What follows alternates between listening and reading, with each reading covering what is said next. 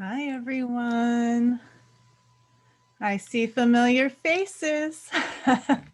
Nice to see you this morning. Hey. Hi. So I know there are a few others coming in. I see that Jessica hit the record button. So we'll just go ahead and get started and let everyone else roll in as they do. We are also recording this. So if you are watching this on NAIPC-TV on YouTube, welcome and thank you for watching the replay. I'm really excited to have Carol Marak join us today. She is talking about a topic that is of interest to me and my family, and I know a lot of people on this call. So she has an action-packed hour planned for us, and we are going to have Q&A at the end. So if you have any questions, please put them in the chat box, and we will be sure to get those at the end and make sure that you are muted so you don't pop up in the speaker view as Carol's talking. And with that, I will go ahead and get started and turn it over to Carol. So Carol, thank you so much for joining us. She's joining us from Dallas, Texas today. So welcome, Carol. Thank you, Tara. I appreciate it. And welcome everyone to my presentation on building a strong support system when aging alone. Now, this topic is definitely growing in interest because there are so many of us. And as I go through this presentation, you will see, I have a few data points that you can see how our segment is growing. And I'm proud to say that my book, Solo and Smart, will be published, should be published sometime next year. And that's lovely. I'm having someone work on our building. I hope that's not too disruptive. Anyway, my book, Solo and Smart, will be published in 2022. And I am offering a Solo and Smart Master Group coaching that's online. And then I've also launched a YouTube channel because there's so much interest in these topics. So if you have any questions, you can visit me at carolmarak.com or reach out via email at carol@carolmarak.com. Thank you. So this is what started the entire interest, or my passion, I should say, about aging alone. I was a family caregiver with my two sisters, who is not photographed here. She's not in this photo, but this picture was taken of my family about 6 months before my mom died. And she was living with multiple chronic illnesses. My dad was living with Alzheimer's disease. And between the two of them, it kept my sisters and me very, very busy, to say the least. And then once they passed away, which were several years, that's when it really occurred to me, oh my gosh, I'm going to be aging alone because I have no spouse, partner, or adult children. I do, however, have siblings, but they're all older than me, and I'm the one that's helping them out. So I don't have my my video on, but once I have finished this presentation, I would like to know how many of you are aging alone, but I'll hold that off. I'll hold off that question until I'm through with the presentation. So once my parents passed away, I vividly recall I was out on my daily walk thinking about both my parents and missing them very much.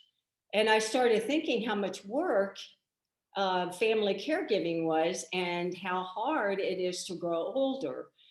Just kind of reviewing the past. And that's when it occurred to me, oh my gosh, I'm going to be doing all that by myself. So that's when I set out to create my own plan. It took many years to really get it to a place where I'm satisfied right now. But it really got me thinking on our top concerns as an older person. And I realized that for me, health was my biggest issue. And then because I knew that if we didn't have, or if I didn't have my health, then nothing else really mattered. So these are the other top issues that I noticed about my own parents, and I took notes while giving care to them. And then I started to break down all of the things that I would likely need, like my parents needed from the three girls, the three children, the three daughters. And these are the things that we had to, that we helped our parents with. So these are the same issues that all of us will be dealing with. And if you don't have a family to rely on, or someone near and dear who cares about you, then, then I highly advise that each of us start to create a really strong support system. And as I mentioned, I started with my health. And so I'm just going to go through some of the top issues that I face that most older individuals face as well. And these are the top issues that many in my Elder Orphan Facebook group also talk about. And that's really getting our health in order. And I did several things to do that. And I started with my doctor and a dietitian, and together we came up with a plan. And that was 10 years ago. And I'm very grateful that I did, because I went from a moderately rating or rated health to excellent health now, and I'm very grateful for that. So I also looked at with my doctor, we did a whole assessment. So I highly advise individuals who are aging alone to do the same. And if you have clients who are aging alone, it's really a great idea that you assess where they are in all levels of their top concerns. I know you don't want to get involved in health, nor would I.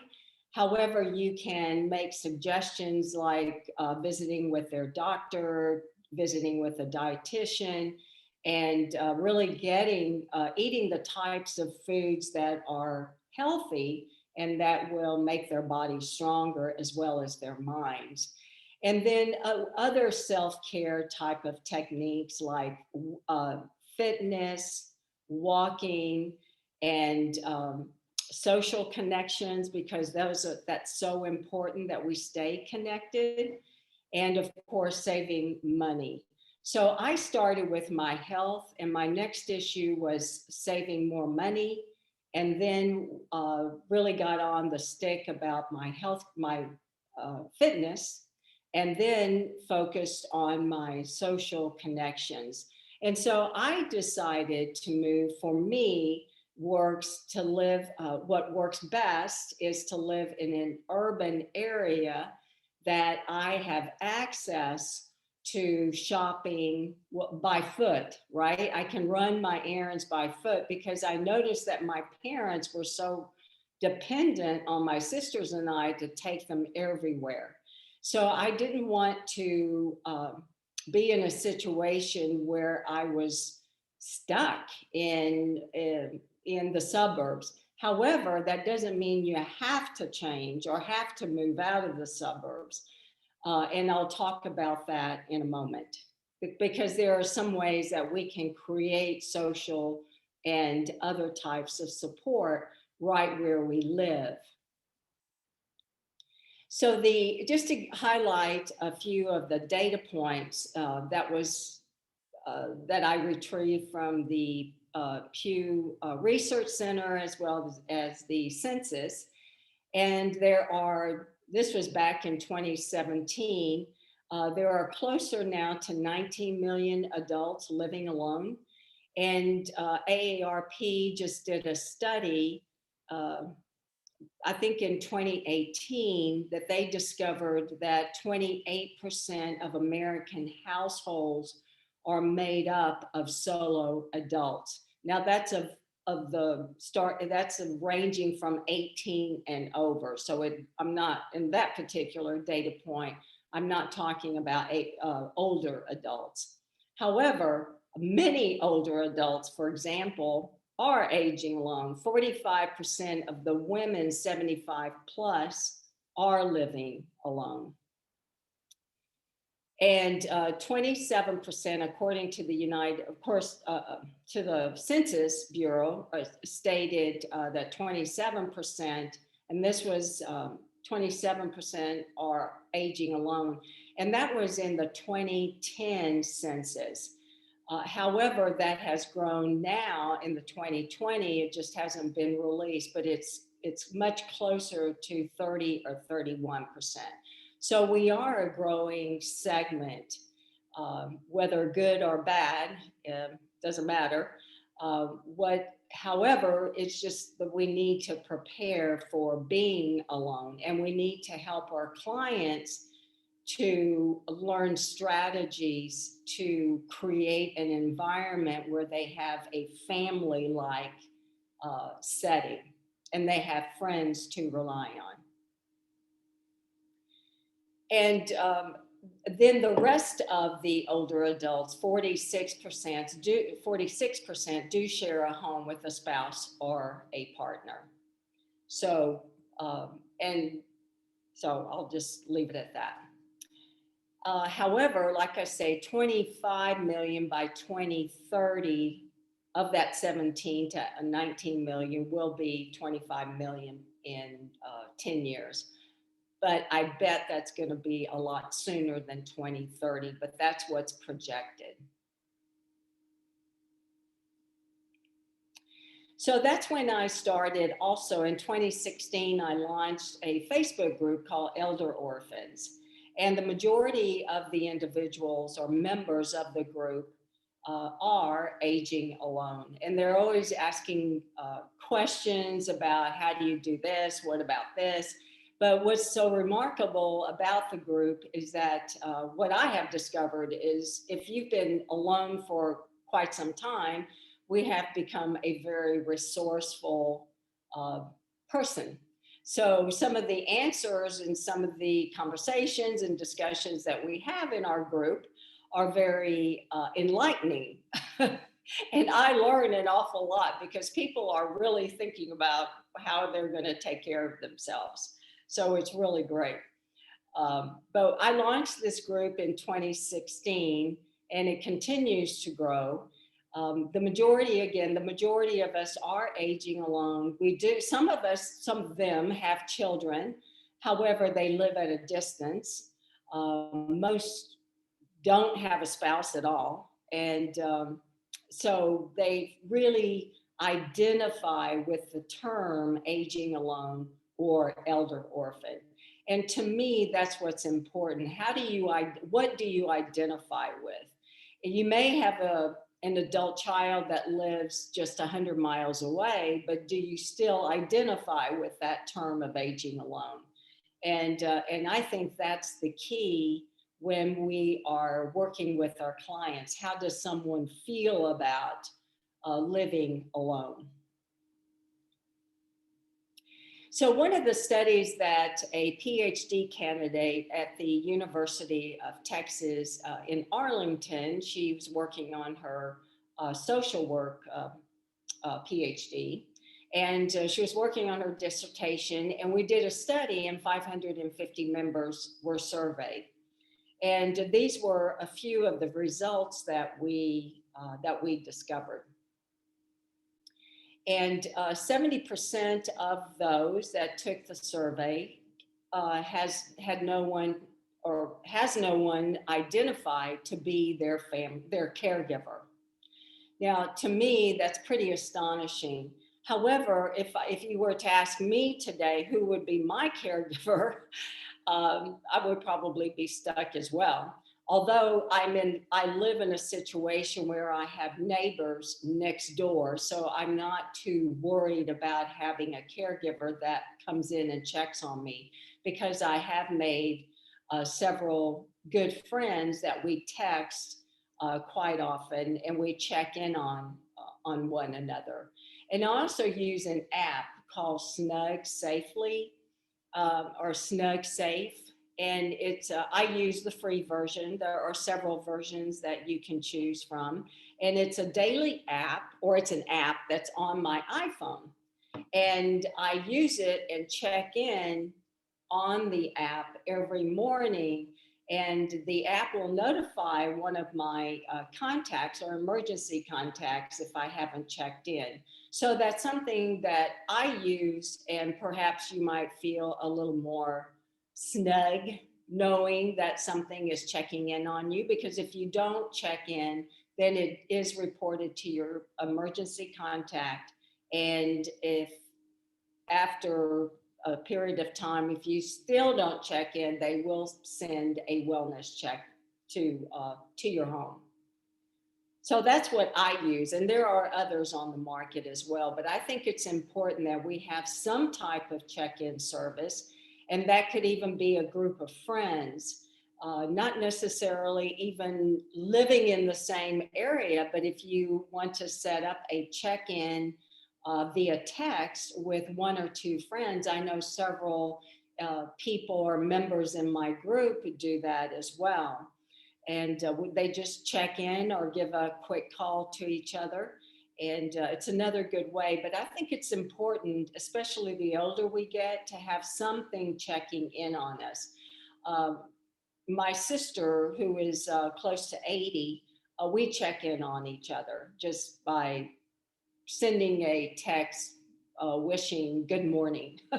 And we know that we're okay so far, right? So that's just another thought to think about. 78% of that group that was surveyed has no help with making a financial decision. And many times, I know for myself, and I'm sure other people do too, we think, well, I wonder if I should, buy this or pay this or what have you. And we have no one to talk about or no one to discuss these types of financial decisions.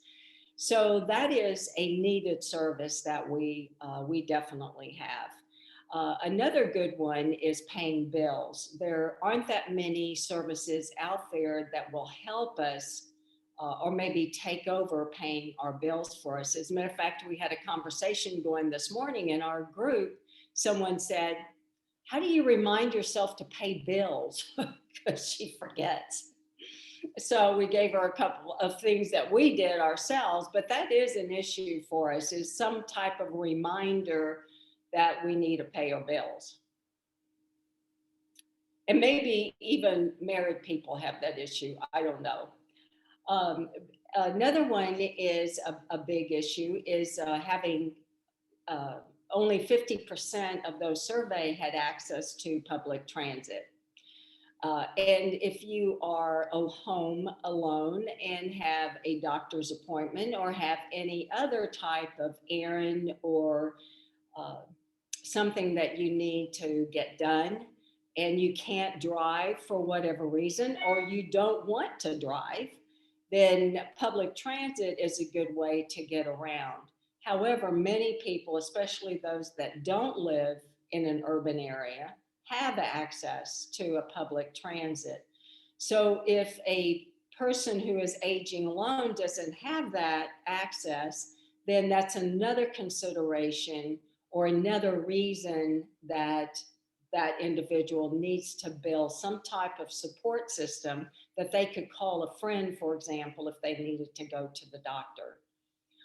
Where I live, I have pretty easy access to both public transit as well as friends in my building and Lyft and Uber. So I'm in a pretty good shape where I live. I feel very confident that I'm well taken care of. I'm well looked out. People are looking out for each other here. As a matter of fact, we have quite a few older people that live in this building. And fortunately, we look out for one another. So that gives me a cozy feeling that I'll be okay, or I am okay. 43% of those that were surveyed in the group out of the 550 have no will or healthcare proxy. And the problem with this is many of them don't know who to select as a healthcare proxy. They have huge fears in signing up with a guardian. They have, because of some of the disturbing news that they have read. So that's a really big issue, and it would be wonderful to have some type of service. I don't know what that would look like, but some type of service that would help us think about or how to prepare for selecting an emergency, a person to be our emergency contact, because many of us have problems selecting someone, unfortunately. Emergency contacts and healthcare proxies and anything that has to do with financial or legal issues. So that is a very huge needed service for people who are alone. A big one which really surprised me, the number of people who did not or do not have anyone to call if they are sick and in bed and unable to run to the store or to pick up a prescription, for example. That was pretty disturbing, I think. So, these are some of the really top issues that we face as a older adult aging alone. So put your thinking cap on if you're in the service industry or senior service industry, and help us out with some of these issues, because they are greatly needed, I can tell you. So through the, excuse me, the COVID situation, it really has spotlighted all of the adverse effects of aging alone. Now, most of these effects of aging alone have been in existence for forever, right? I mean, they've just been around. But it seems that COVID and the pandemic has really highlighted these adverse effects. Now, I can say that on one hand, I can't say that. I was going to say, I'm grateful that we have something positive that's come out of the pandemic situation, and this one is it. It really has highlighted people who are aging alone, who are isolated and who are worried and have no access to any type of resources outside of their home because they haven't prepared. They're not prepared. It's amazing to me that we don't think about these issues. Even with our parents, I know, my parents were rarely alone because they had 3 loving daughters who were checking in on them all the time. So I can't say that that they were ever alone. Hold on. But people who don't have children that live near them, or who maybe are too busy or live at a far distance, then we really have to prepare for these adverse situations. And maybe a few of you who are aging alone have experienced 1 or 2 of these. At times, I know my older sister has a poor quality sleep, and she complains about that quite often. And so these are some of the things. That's why I'm teaching individuals who are in my situation how to prepare and how to think about and how to kind of set up a strategy for dealing with these concerns. So what's pretty remarkable, and I really enjoy talking about this one, is because sometimes we're seen as extremely lonely, very depressed, totally isolated, and some of us are. However, we're also seen as being financially inadequate or suffering financially. And that's really not the case. The majority of the people, as you would probably uh, think, are women, and many of us are financially. Some of us are financially set. However, there's always a percentage that's not. But in the group, that, as you can see here, the numbers speak for themselves, and that's what pretty close to half of the group are able to afford services. So just keep that in mind. You're not dealing with, when people talk about solo agers or adults aging alone, we're not necessarily destitute. And this is the percentage of what the numbers that they pay for rent. And out of the 550, I'm not sure if I got all the numbers here, but the majority of them most of them have paid off their homes, and 30%, and this is what I'm talking about here. The numbers is like 28. Well, they pay 25% of their income on uh, a rental or on their mortgage. So, which is quite a bit of money, I think, going toward our rent. Uh, so, with that in mind, it concerns me, because what happens if their health starts to decline and they need more medications, more treatments, more, uh, what have you, then how are they going to pay with these extra costs if they're paying so much on rent and mortgages? So we have to start coming up with new ways of sharing a home and of living. And I'll talk about that in a moment. But I'm just going to add one little part to that. Because I'm aging alone, I live in a 1-bedroom condo. It's all I need. And I think if individuals still have a big home that they live in and they're paying quite a bit of their income on maintaining that home, then maybe they need to rethink that strategy and live and to downsize. And that's what I did. It took probably 10 years to downsize, but I definitely have done it, and I don't think I can shrink anymore. So I'm very happy. My 1-bedroom condo definitely meets my needs. So we have to find a kind of a balance of what our needs are in terms of housing or a home, and really think about how can we make ourselves more comfortable and put ourselves in a position where we're not straining our income or the bank account.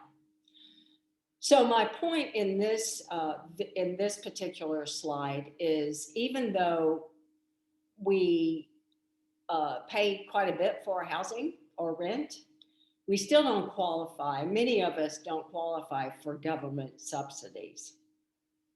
It's just a point. So the types of support that an individual can build for themselves, or even as a team of senior care providers, can help negotiate as well as collaborate with that person to create more support for themselves. So I just really want to encourage senior care providers to think about ways that you can help people in our situation, to create support, to encourage us to do that, because it's needed. One of the first ways is to learn healthy and independent strategies.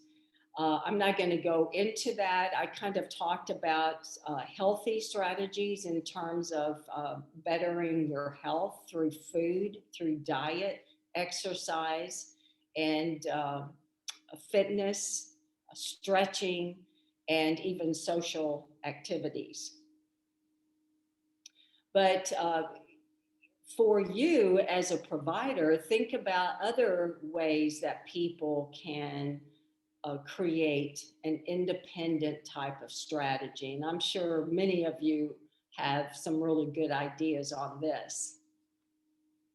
And then also, like I mentioned before, managing our budget and our finances is a big need because a lot of us don't know how, unfortunately. And unfortunately, I don't want to put, especially members of my group, in a slot or I don't know what the word would be, but anyway, we just need to learn how to better budget our finances. Some of us have learned while others have not.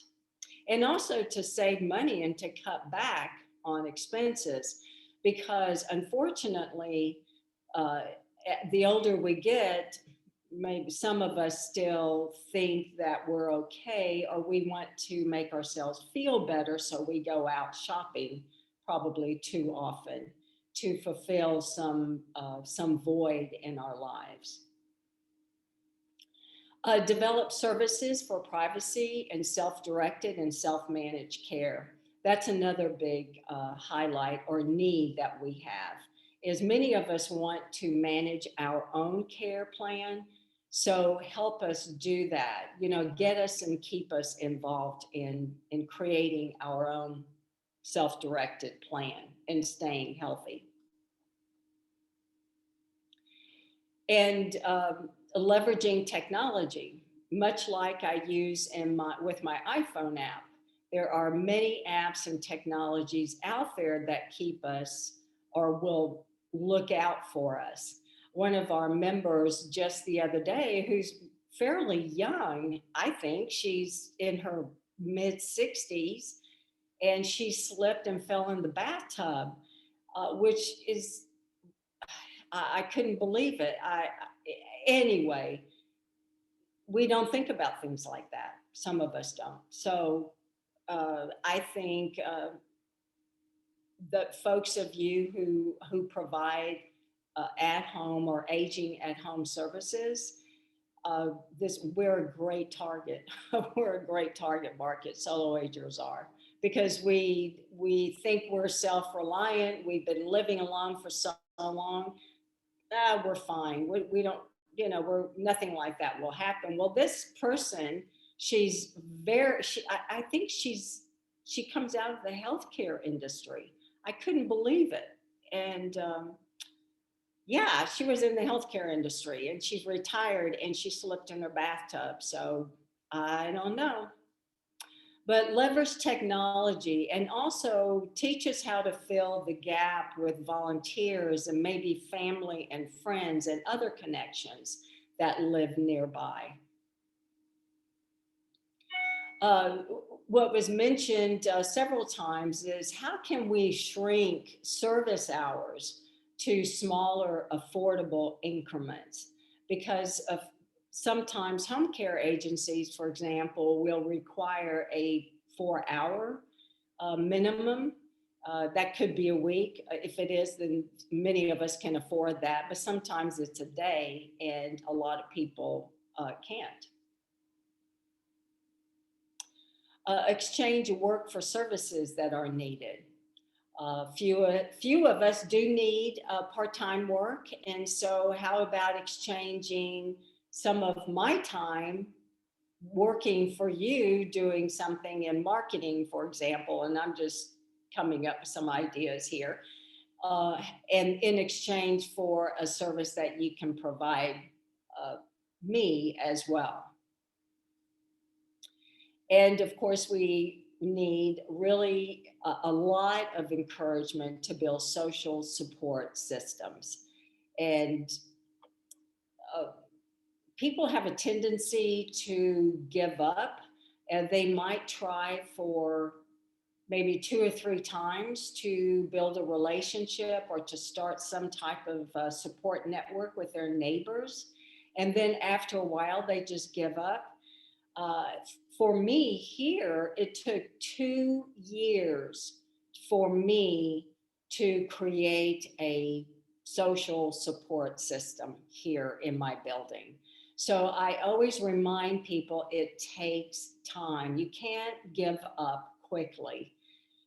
So if you're just starting out as a solo ager, or if your client is a recent widow, for example, just remind her it will take time, and to give her or him the support emotional support that he needs to stay with it and to continue reaching out to others that live nearby, or even friends that he or she may have known for many years, but just have lost touch with.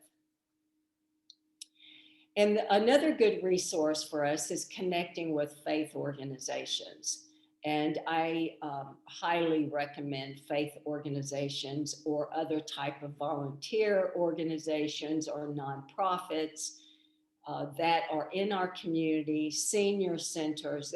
We have a plethora of ways to connect with organizations that do provide people where we can make friends with, we can build our own type of family-like setting, and just have a feeling that we're going to be okay if we're alone.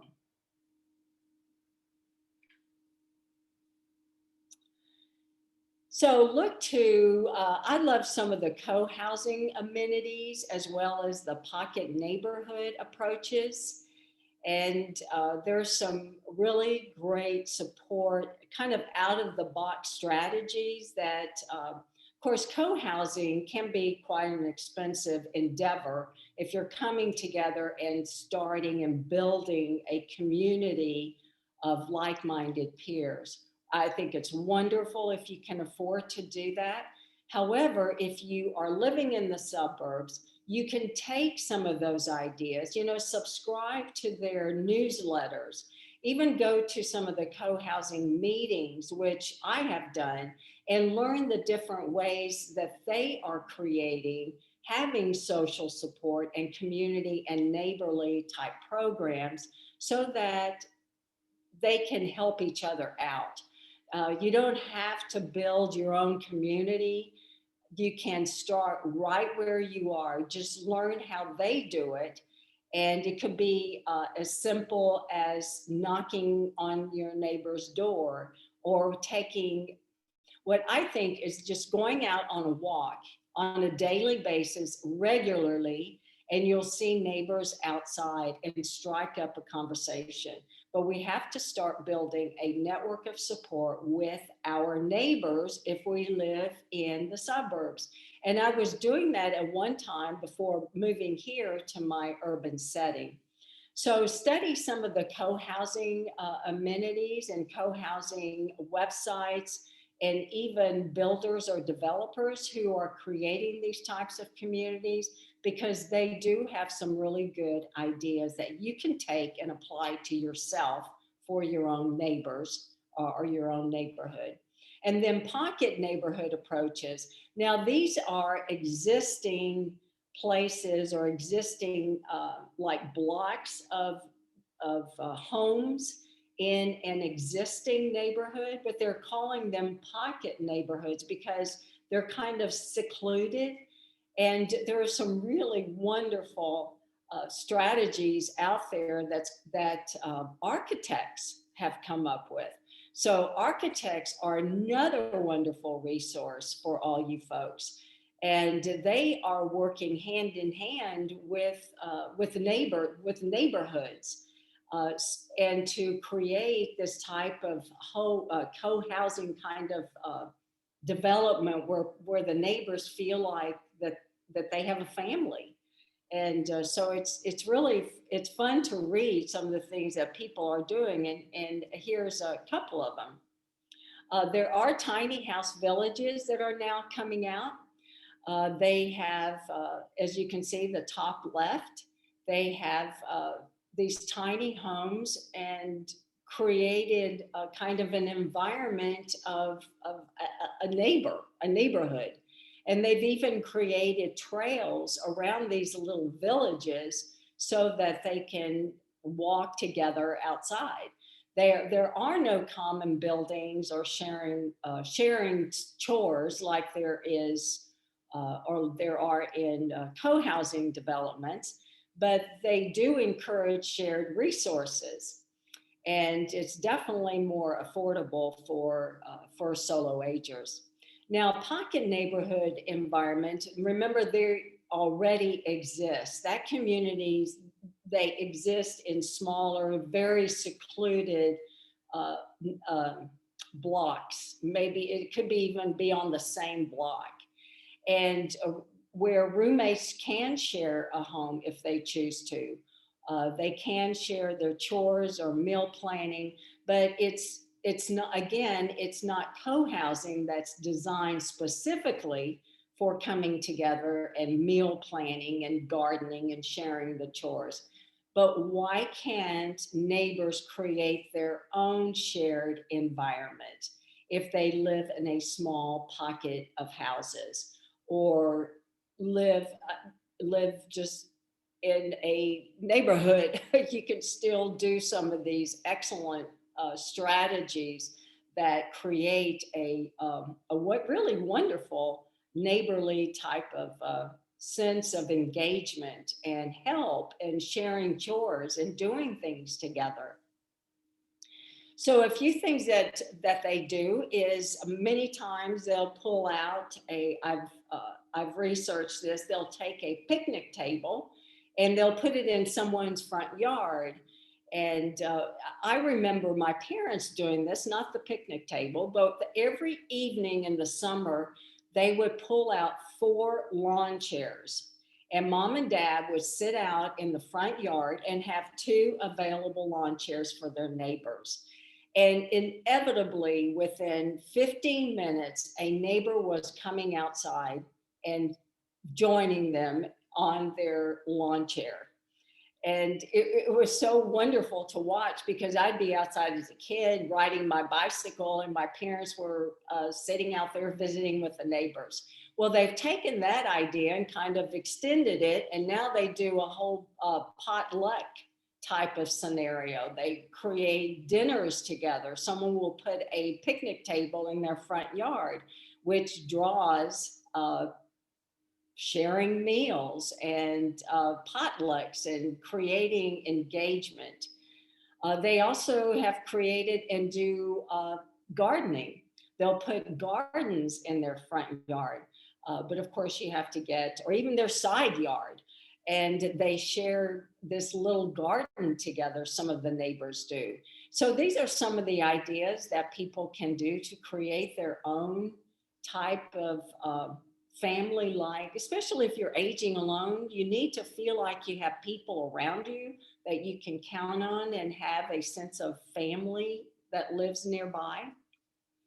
Other things that they've done is they've taken down fences in these neighborhoods, and that way people can have an easier way to visit.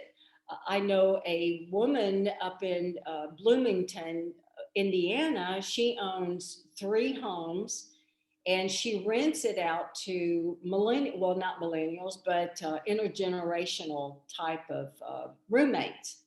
And together, and so within these 3 houses, which is in a pretty big lot, they've created gardens that they work together. They have fire pits where they sit and they visit. So I think she's in her upper 70s, and she created this about 10 years ago when her husband died. So there are so many ways that we can continue that engagement of family, even if they don't live around us. And many of you may have seen even setting up book lending boxes and libraries and books and recipes that they share with one another as a way of building that camaraderie and that feeling of sharing. Another great idea, and this is, I have had this idea for some time, is to adopt, well, and it goes on now today in many communities, the foster grandparent programs, is to adopt a foster child as your grandchild and to visit with that child that needs attention. Or how about creating relationships or friendships with children who are aging out of foster care? They need mentors, and older people like me need children, right? We need people to make us feel young and just have that sense of grandchildren around that we don't have. So it's connections between solo adults and foster children. I know there's one gentleman up in the New York area. He had created grandparents. I think he calls it Grandparents Unlimited, and he works in schools with disadvantaged children. That so he creates a mentorship like a grandfather, and like as you see here below to the right, it's a volunteer program where older individuals can get involved with younger kids in school that have maybe their parents are not involved in their lives very much, so they need that interaction and that sense of someone's looking out for them, and vice versa. Maybe the kid can have that kind of share in that same feeling of giving back to the older individual. So these are some ideas that I know that are happening around our nation today, which is very fun. Another program is called Boombox, and he's retired educator, and he started this program to help underprivileged children or high school kids to connect with people still in industries so that they can have a sense of direction from these individuals. For example, this one, Jason is his name. He was a junior in high school and he wanted to be a police officer. However, his friends and where he grew up, the neighborhood, they all despise police officers. However, he wanted to be one. So Boombox connected him with an officer, and they created this really great relationship. So now Jason has moved on and he is in the police academy, or moving into the police academy once he graduates high school. And the police officer helped him navigate some of his those struggles that he had with his own family of accepting him or letting him go into law enforcement, and also navigate his friends from leaving him or abandoning him because he wanted to be a law officer. So these are some really great ideas that people have created for children that need our help. And so just wanted to share that. So there are so many different ways that we can stay connected. And I think, I'm not sure what that is. I'm just going to hop in real quick and let you know we're at 10 minutes till. So I'm giving you your time notice. Stop. Yeah, I will stop now. I'm going to open it up let me get off the, I'm going to stop my share there. I could go on, but that's okay. I'll stop. Well, you can go on if you'd like. I don't want to stop you, but I know you asked for a little time notice, so. Thank you. No, let's stop. Because do we have questions? I didn't see any specific questions in the chat box. Anyone online? We had an active chat box, though. No, I think your ideas are excellent. I liked your stats. There's a couple of things. I'm on the board of a senior services, and they do shared housing, which you kind of mentioned, but they both have to be relatively healthy. It's not in the role of one being a caregiver. Yes. So they have to be independent, and they try to match people, you know, personality wise and whatnot. But for the person that has the home, it does bring them extra income. But it's a reasonable fixed rate that they contribute, you know, but then they work out the details, like you say. Um, so I think that's good. And then another group here in Chicago, they were looking for financial backing. They want to take all of the old unused convents, right? Nobody's becoming a nun anymore, and turn them into housing. But their concept is everybody would still have their own, you know, bedroom, bathroom, suite, but they would have the communal, like living room, kitchen. But they were throwing in things like there would actually be a chef, so nobody would have to cook. There would be one shared car. But I said, what do you think the cost is going to be? And they basically said it will depend on the neighborhood, of course, and the size, but they really want to promote it where it's a group of people that already know each other that kind of go in on this idea. But they thought the mid-range would be $4,400 a month. Whoa. So I said, well, that is not affordable to a lot of people. Like me included. You know, although compared to other, you know, assisted living and memory and even independent facilities here in the Chicago market, it's less than a lot of those. Wow. But yeah, it's not cheap. You know, none of this housing arrangements are inexpensive. Wow. Well, I really like the idea of shared housing because I think that is a fabulous idea because it's affordable. Hopefully it's affordable and you can keep it affordable. And I think you're right. If you keep it balanced in terms of health, then you're not, the person won't feel like they're the caregiver. However, you have a built-in support system. Right.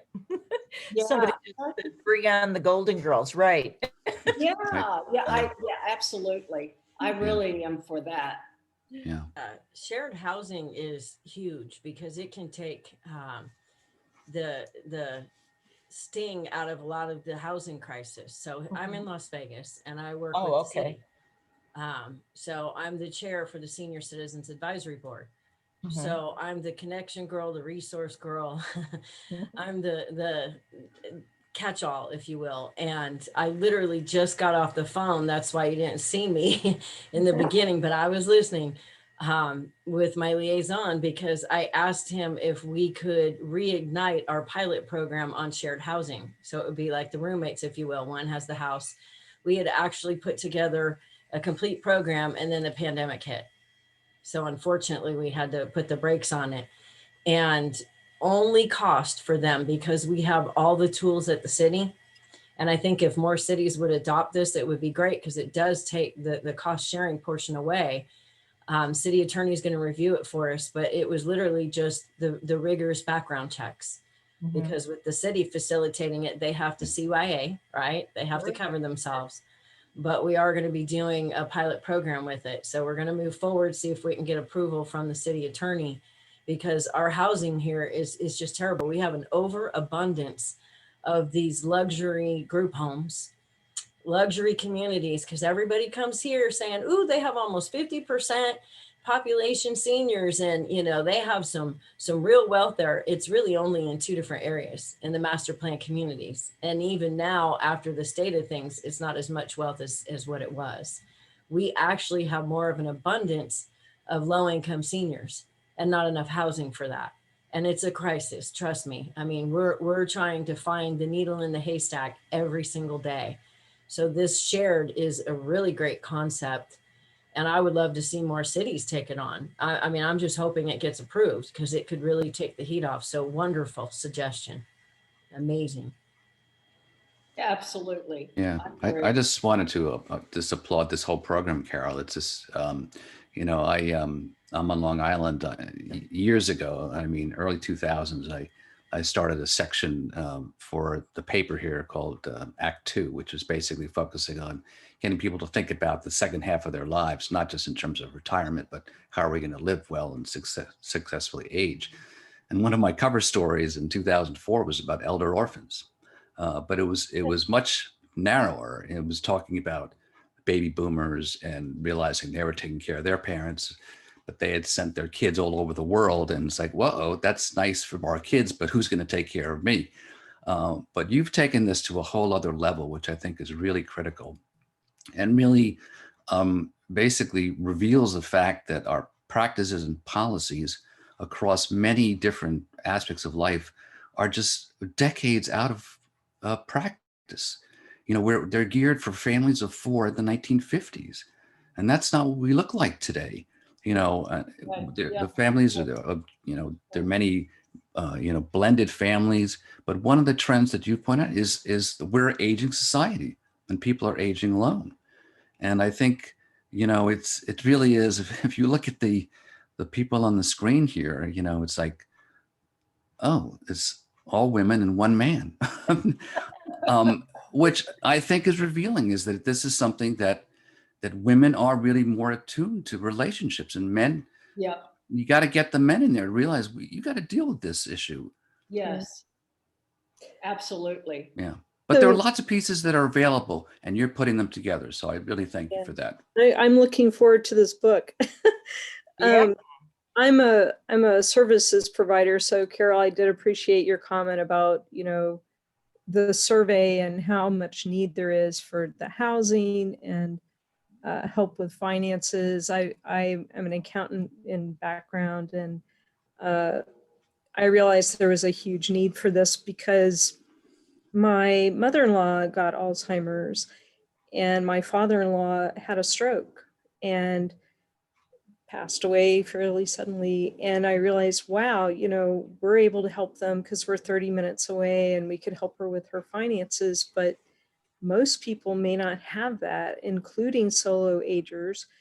And that's been one of my challenges, is sort of, how do I reach the people who need help? Because, you know, finances is a very private thing, and there's so many bad guys out there who would be happy to take every cent they have, and that's been part of the challenge, is just trying to figure out how do you reach the people who need that kind of help. So I didn't know if you had any suggestions for that. Well, I would partner with a reliable and trusted agency, like the Area Agency on Aging, or AARP, for example.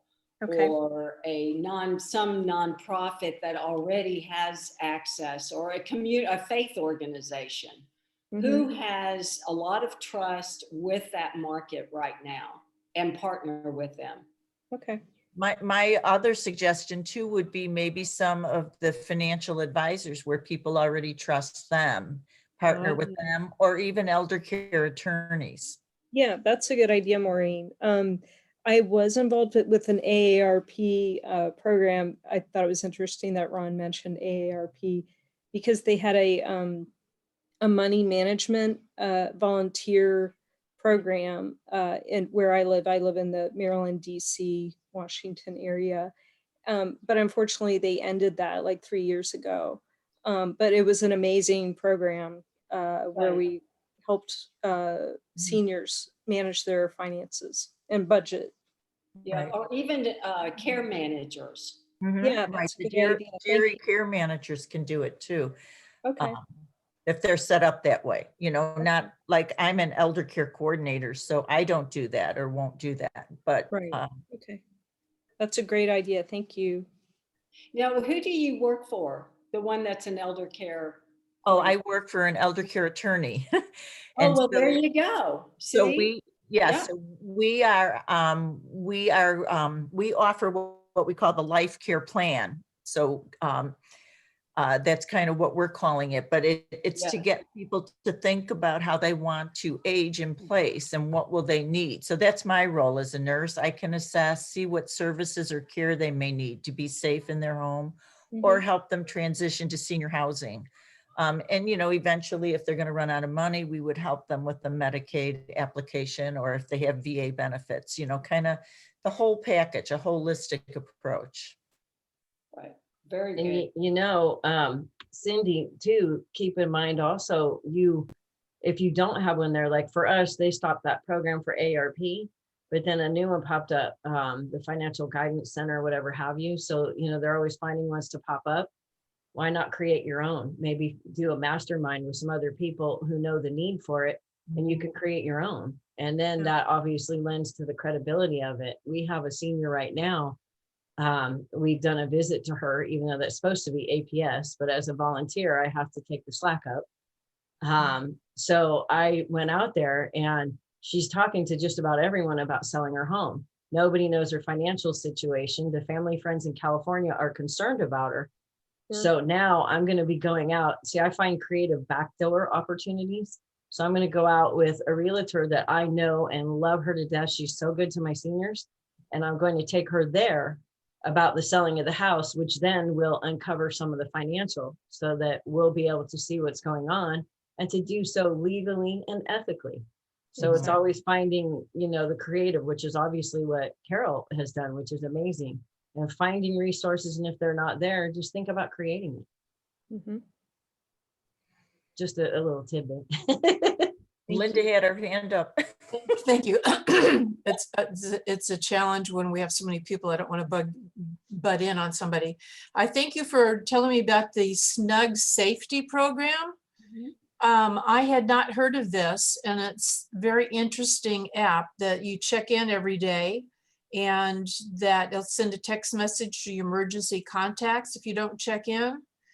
But it does say if you ever need help, your Snug dispatcher is just a tap away. I was like, is that like just one of your emergency contacts or APS or who?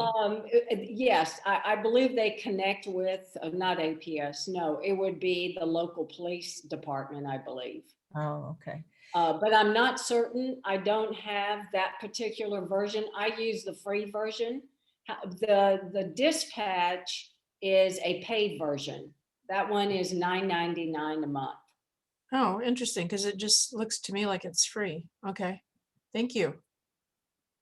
No, I like that idea too. The only downside to that, because a lot of the senior facilities will do this too. Like my in-laws lived in a retirement community and they had to check in every day by 10 a.m. So much could happen still though in that 24-hour period, and people don't think about that. And so you could be laying there for 24 hours before somebody finds you. Yeah, and that's why you need a close network of friends or some type of support where you are checking in on one another. And the life alert thing. Yes, absolutely. Oh yeah, definitely. I mean, just like the individual in my group, she fell in the bathtub and she's maybe 65. She's very healthy and strong. I couldn't believe it. And she's a former healthcare professional. It just didn't make any sense to me, but you never know. But it happens. It happens. Even nurses fall, right? Right. Or trip up our stairs. Yeah, exactly. That's right. So we had one more question come in through the chat box. Sorry, Barbara, I missed it there. Barbara Franklin, who's from South Carolina. Do you consider long-term care insurance a good strategy for a solo ager? Absolutely. If they can afford it and if they buy it soon and, you know, when they're younger. Yep. Right. And it's great for paying for some of that health care or facility, even if you're there short term. However, it doesn't pay for your regular living expenses. No. It doesn't cover that. But they are expensive, and you really need to get them when you're younger, like in your 50s, probably no later than in your 50s, because they're expensive. I've kept mine from when I worked at Blue Cross, but it's a lot of money for not a big payout. But I'm not giving it up. You're smart. You know, my sister didn't either. She's not giving hers up.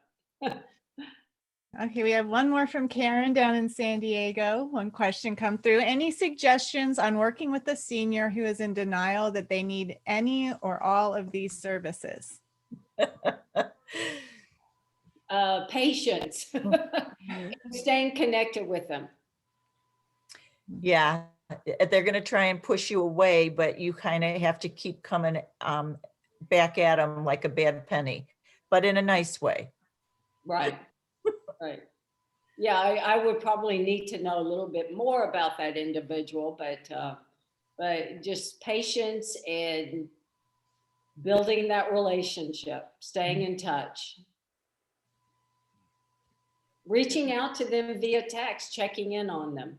Are you okay? You know, whatever, you know. Yeah. Well, it looks like we've gone a little bit over. Is there any final questions before I kind of run through the next list of events coming up? Carol, thank you so much. That was You're a welcome. great presentation, and I love the conversation afterwards. I hope you come back and join us again for some events, because it was clear everyone is interested in this topic. So along those lines, our next event that's coming up is the